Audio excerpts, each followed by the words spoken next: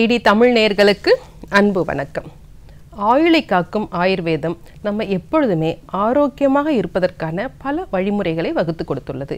அதுபோலவே நம்ம நோய் உடம்புல உருவாகுதுன்னா அது ஏன் உருவாகிறது, எப்படி உருவாகிறது, அதை எப்படி தடுப்பது, அப்புறம் சிகிச்சை செய்வதற்கான வழிமுறைகளையும் கூறியுள்ளது. முதல் கட்டமாக நம்ம உடம்புல நோய் உருவாகுதுன்னா அதனுடைய அடிப்படை காரணம் என்ன அப்படின்னா நம்ம வயிற்றில் இருக்கிற பசித்தி சீராக இல்லாமல் இருப்பது. அதனால தான் ஆயுர்வேதத்தில் சிகிச்சை என்பது நம்ம நோய்க்கானது கிடையாது, வயிற்றில் இருக்க பசி தீக்கான சிகிச்சை அப்படிங்கிறதா அடிப்படை கருத்து. சரி, எப்படி நம்ம உடம்புல நோய் உருவாகிறது அப்படின்னா நம்ம உடம்புல தேங்குகின்ற கழிவுகள், அதை தான் உடற்கழிவு ஆமம் அப்படின்னு ஆயுர்வேதத்தில் சொல்லுவோம். எப்படி இந்த கழிவு தேங்குகிறது அப்படிங்கிறத நம்ம தெரிஞ்சுக்கலாம். நம்ம தினமும் சாப்பிட்டுட்டே இருக்கோம். நம்ம சாப்பிட்ற உணவில் அதிக எண்ணெய் பசையுடைய உணவுகள் இருக்கலாம், அல்லது ரொம்ப குளிர்ச்சியான உணவுகள். நம்ம கடைகளில் போய் அல்லது ஹோட்டலில் போய் ஒரு ஐஸ்கிரீம் சாப்பிடுவோம். ஐஸ்கிரீம் சாப்பிட்ட உடனே காஃபி குடிப்போம். இதில் பார்த்தீங்கன்னா என்ன முரண்பாடு? ஐஸ்கிரீம் என்பது ரொம்ப குளிர்ச்சியான உணவு, காஃபி சூடான உணவு. இரண்டையும் அடுத்தடுத்ததாக நம்ம வயிற்றுக்குள்ளே நம்ம எடுத்து செல்கிறோம்.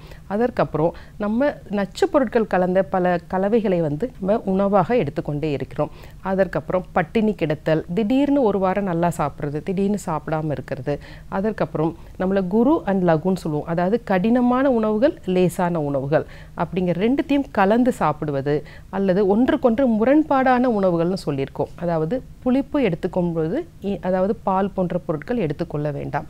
அப்போ செரிமானத்துக்கு ஒவ்வாத உணவுகள் இப்படி ஒரு நாள் இல்லை பல நாள் எடுத்துக்கிட்டே இருக்கும் பொழுது இந்த பசித்தீயில் மாற்றம் ஏற்படும். இந்த பசித்தீயில் மாற்றம் ஏற்படும் பொழுது அந்த உணவை அது செரிக்கும் பொழுது முழுமையாக செரிக்காமல் கழிவுகளாக தேங்கிவிடும். இந்த கழிவுகள் தேங்குவதனால அந்த இரத்த நாளங்களில் நம்மளுடைய ஸ்மால் இன்டெஸ்டைனில் இருக்க வில்லையில் அது போகும்பொழுது அந்த உணவானது செரிக்காமல் நச்சுத்தன்மையுடைய உணவு ஒரு பிசுபிசுப்பு தன்மையை அடைந்து சரியான தாது பரிணாமம், அதாவது தாதுக்கள் உருவாவதற்கு அடிப்படையான சத்துக்களாக மாறாமல் கழிவுகளாக ஆங்காங்கே தேங்கி விடுகிறது. இதை ஆமம் அப்படின்னு சொல்கிறோம். சரி, இப்படி தேங்கும் பொழுது என்ன விளைவு ஏற்படுகிறதுனா, முதல்ல பசியின்மை தான் உங்களுக்கு அடிப்படையாக இருக்கும். நாளடைவில் என்னாகும், இந்த தாதுக்கள் சரியாக உருவாகாது. பொதுவாக எப்படி சொல்கிறோம், நம்ம சாப்பிடுகின்ற உணவுலேருந்து சத்துக்கள், நம்மளுடைய ரசம் அதாவது சத்துக்கள், அடுத்தது ரத்தம் நம்மளுடைய குருதியாகவும் மாமிசமாகவும் மஜ்ஜையாகவும் எலும்புகளாகவும் இப்படி கடைசியாக விந்தணுக்கள் கருமுட்டைகளாக மாற வேண்டும் அப்படிங்கிறது ஆயுர்வேதத்தின் அடிப்படை. அப்போ இந்த தாது பரிணாமத்தில் வருகின்ற சிக்கல்கள் இருக்குது. அதனால் உடம்பில் தோன்றுகின்ற ஒவ்வொரு தாதுக்களும் பலம் உடையதாக இல்லாமல் பலம் அற்றதாக இருக்கும். அப்போ நோய் எதிர்ப்பு சக்திக்கு அது ஏதுவானதாக இருக்காது. அடுத்த கட்டமாக பார்த்தோம்னா இந்த உடம்புல ஆங்காங்கே நச்சுக்கள் தங்கும் பொழுது அந்த நச்சுக்கள்னால நம்மளுடைய நோய் எதிர்ப்பு சக்தி குறைகிறது. இன்றைக்கு பல பேருக்கு பார்த்தோம்னா ஆட்டோ இம்யூன் டிசீஸ் அப்படின்னு சொல்வோம்.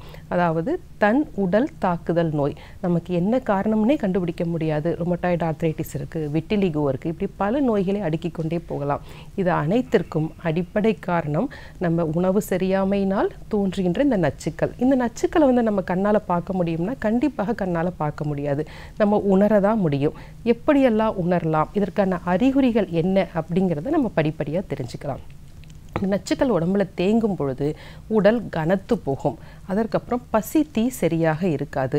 எது சாப்பிட்டாலும் அவர்களுக்கு உள்காய்ச்சல் இருப்பது போல இருக்கும். இதுதான் அடிப்படை காரணம். நாளடைவில் இது ஒரு மிகப்பெரிய நோயாக மாறுவதற்கு வாய்ப்பு இருக்குது.